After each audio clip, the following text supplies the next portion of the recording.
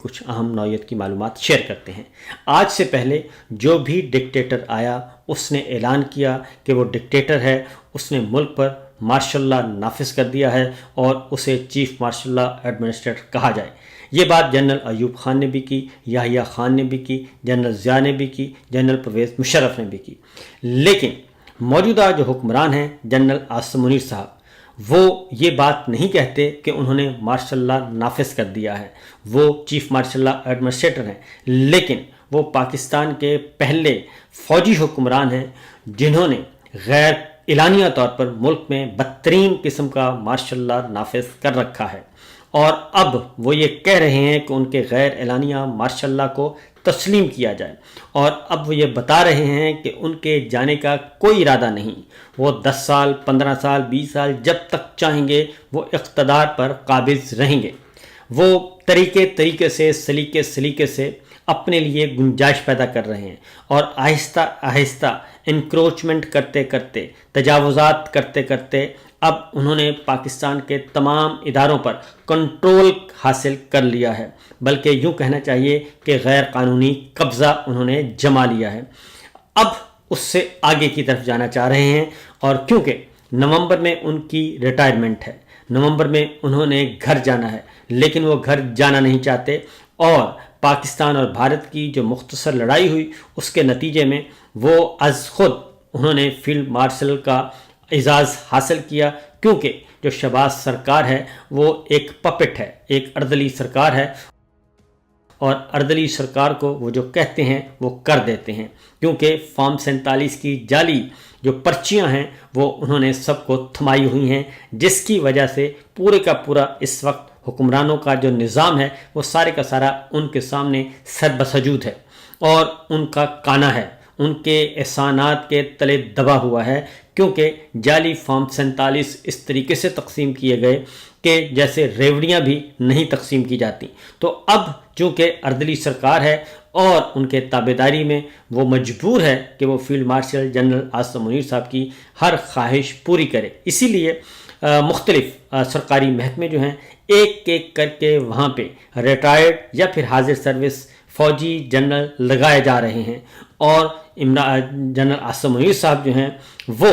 عمران دشمنی میں اس حد تک آگے نکل چکے ہیں کہ انہیں کسی قسم کا کوئی احساس نہیں ہے کہ پاکستان کا بنیادی ڈھانچہ جو ہے، انتظامی ڈھانچہ، سیاسی ڈھانچہ، معاشی ڈھانچہ، پارلیمانی ڈھانچہ، آئینی ڈھانچہ، وہ ایک ایک کر کے مسمار ہو رہے ہیں، اور شاید ان کو اس بات کا اندازہ نہیں ہے، اور وہ اس لیے نہیں ہے کہ وہ اپنے آپ کو عقل کل سمجھتے ہیں، اور وہ سمجھتے ہیں کہ وہی ماہر معیشت ہیں اور وہی داخلہ چلا سکتے ہیں، وہی خارجہ امور کے ماہر ہیں، اور انہیں سب باتوں کا علم ہے، اور وہ سیاست بھی جانتے ہیں، وہ عدالت بھی جانتے ہیں، وہ صحافت بھی جانتے ہیں، وہ سب کچھ جانتے ہیں، اور اس لیے انہیں عقل کل بادشاہ سلامت تسلیم کر لیا جائے۔ یہ لڑائی چل رہی ہے،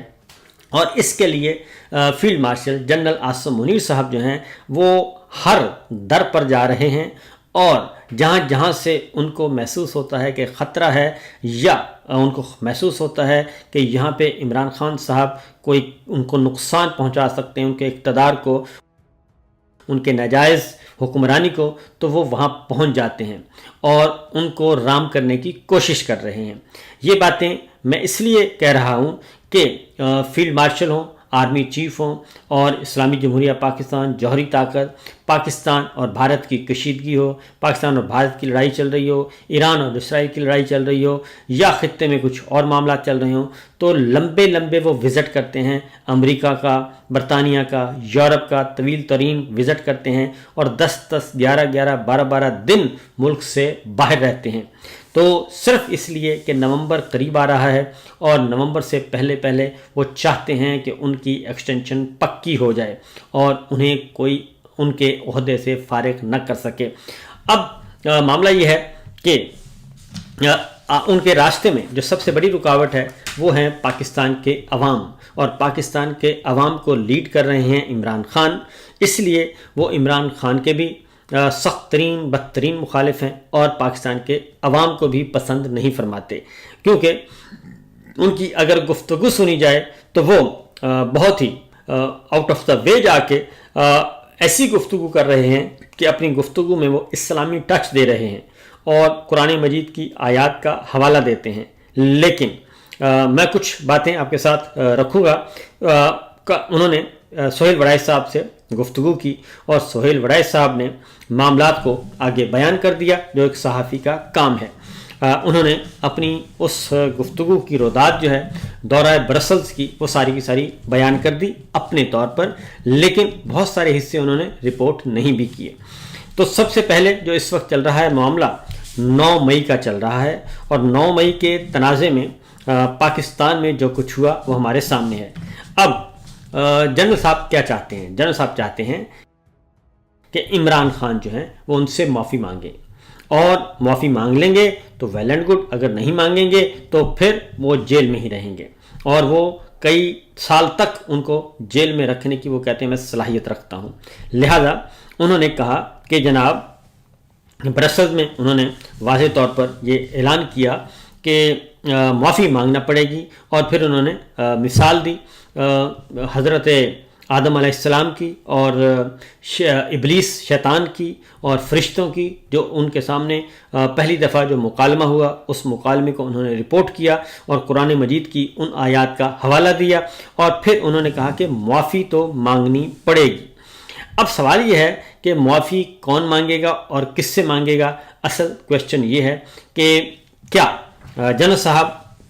دل پہ ہاتھ رکھ کر یا قرآن مجید پہ ہاتھ رکھ کر کیا یہ کہہ سکتے ہیں، اللہ کو حاضر و ناظر جان کر یہ کہہ سکتے ہیں کہ ان کا جو 3.25 سال کا ریکارڈ ہے، اور جب سے وہ چیف آف آرمی سٹاف بنے ہیں اور پھر اس کے بعد فیلڈ مارشل بنے ہیں، کیا ان کا جو پورے کا پورا ٹینیور ہے وہ انصاف پر مبنی ہے؟ کیا انہوں نے کوئی غلط کام نہیں کیا؟ کیا وہ سب کچھ ٹھیک کر رہے ہیں؟ کیا الیکشن چوری کرنا درست تھا؟ کیا ایک سیاسی جماعت کو الیکشن سے آؤٹ کرنا درست تھا؟ کیا اس کے نتیجے میں ایک 9 مئی فالس فلیگ آپریشن کی بنیاد پر اس کی بنیاد بنا کر پورے ملک میں جو کچھ کیا گیا، ایک فسطائی نظام مسلط کیا گیا، چار دیواری کو پامال کیا گیا، اور خواتین کو بھی معاف نہیں کیا گیا، جیلوں میں ڈالا گیا، اور ڈاکٹر یاسمین راشد تو اب بھی جیل میں ہیں، یہ سب کچھ کیا جاتا رہا، اور پورے کا پورا پھر الیکشن چوری کر لیا گیا۔ ایسے سنگین قسم کے ان 3.25 سالوں میں جرائم ہوئے ہیں، قومی جرائم ہوئے ہیں، لیکن ان پر کسی کو کوئی ندامت نہیں ہے۔ الٹا یہ کہا جا رہا ہے کہ مجھے ملک کا محافظ بنایا ہے اللہ تعالیٰ نے، مجھے اس کے علاوہ کسی عہدے کی خواہش نہیں، اور میں ایک سپاہی ہوں اور میری سب سے بڑی خواہش شہادت ہے۔ جی بالکل، اس میں کوئی شک نہیں کہ جو مسلمان ہے، جو وطن سے محبت کرتا ہے، اس کی جان مال آبرو سب کچھ ہر وقت اللہ تعالیٰ کے سامنے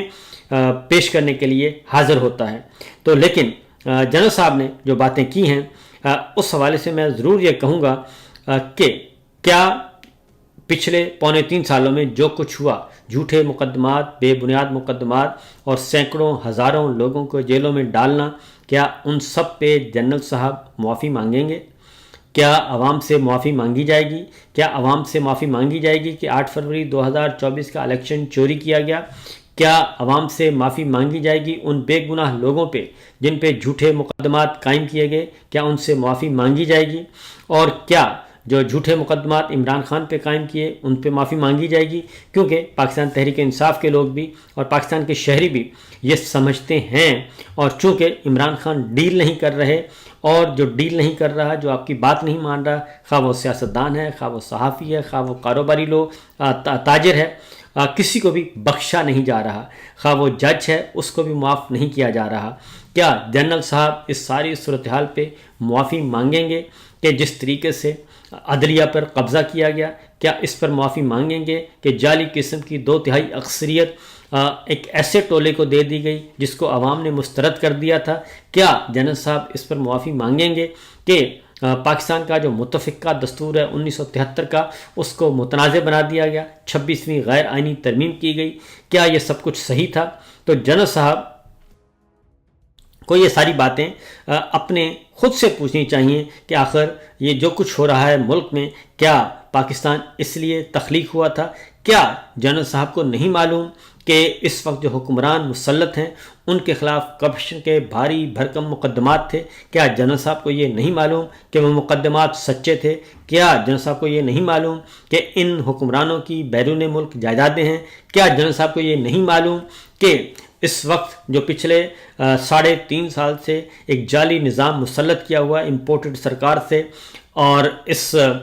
جعلی سرکار تک کیا اس دوران پاکستان میں کرپشن نہیں ہوئی؟ اور کیا جنرل صاحب کو نہیں معلوم؟ کیا جنرل صاحب کو شوگر سکینڈل کا نہیں معلوم؟ کیا جنرل صاحب کو گندم سکینڈل کا نہیں معلوم؟ کیا جنرل صاحب کو یہ نہیں معلوم کہ 32 کروڑ کا عرق گلاب سڑکوں پہ بہا دیا گیا جو کہ نہیں تھا؟ یہ ساری باتیں کیا جنرل صاحب کو نہیں معلوم؟ تو اگر جنرل صاحب کو یہ سب کچھ معلوم ہے تو پھر جناب آگے بڑھیں، ہمت کریں اور اس جعلی نظام کو ختم کریں. اور ابھی تک جنرل صاحب نے یہ نہیں بتایا کہ ان کا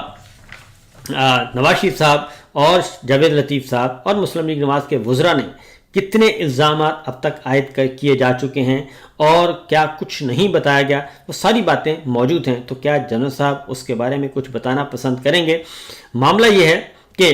کبھی شہیدوں کا نام استعمال کیا جاتا ہے، کبھی کچھ کیا جاتا ہے، اور 9 مئی کی بنیاد پہ جو ظلم کیے گئے خدا کی پناہ، اور کیا 26 نومبر کو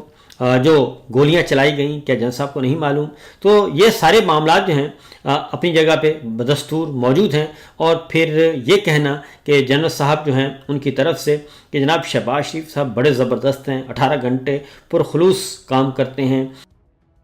اور انہوں نے جنگ کے دوران وزیر اعظم اور کابینہ نے بڑے حوصلے کا مظاہرہ کیا اور زبردست کام کیا. یہ وہ باتیں ہیں کہ جو بھی آپ سے اختلاف کرتا ہے آپ اس کو نشانہ عبرت بنانے کی کوشش کرتے ہیں اور یہ سب کچھ کرتے ہیں. اور پھر یہ کہاں کی جناب یہ دانش مندی ہے کہ آپ اپنے شہریوں سے تو بات کرنے کے لیے تیار نہیں ہیں جبکہ باہر ہر کسی سے آپ بات کرنے کے لیے تیار ہیں. تو اتنا کچھ ہو چکا ہے پاکستان کے ساتھ، اتنا کچھ کھلواڑ ہو چکا ہے، لیکن کوئی پرسان حال نہیں ہے. تو میرا خیال ہے کہ اتنی نہ بڑھا پاکی داماں کی حقائق، دامن کو ذرا دیکھ بندے کبا دیکھ. اور یہ کہنا کہ جناب یہ ساری صورتحال جو ہے اس کو اس معاملے سے جوڑ دینا قرآن مجید کے اس حوالے سے کہ جو اللہ تعالیٰ کا مکالمہ ہوا تھا ابلیس کے ساتھ اور پھر فرشتوں کے ساتھ، اس کو آپ پھر موجودہ سیاست پر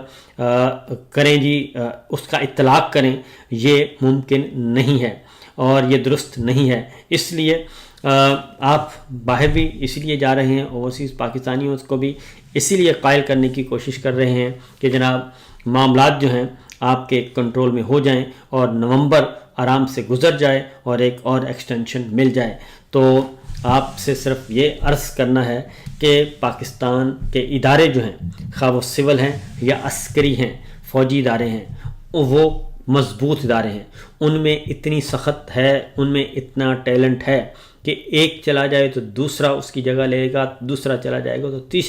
تیسرا جگہ لے لے گا. تو لہٰذا صرف اپنی ایکسٹینشن کو ناگزیر بنانے کے لیے ایسے اقدامات نہیں کرنے چاہیے، بلکہ عزت اور احترام سے جو ہے وہ گھر چلے جانا چاہیے، زیادہ بہتر ہے. کیونکہ آپ نے 3.25 سالوں میں جنرل صاحب وہ کچھ کیا ہے پاکستان کے ساتھ جو ماضی میں کسی ڈکٹیٹر نے بھی نہیں کیا، اور اب بھی آج بھی یہ چل رہا ہے. تو ایک بھی بے گناہ شخص کو جیل میں ڈالنا، اس کی سزا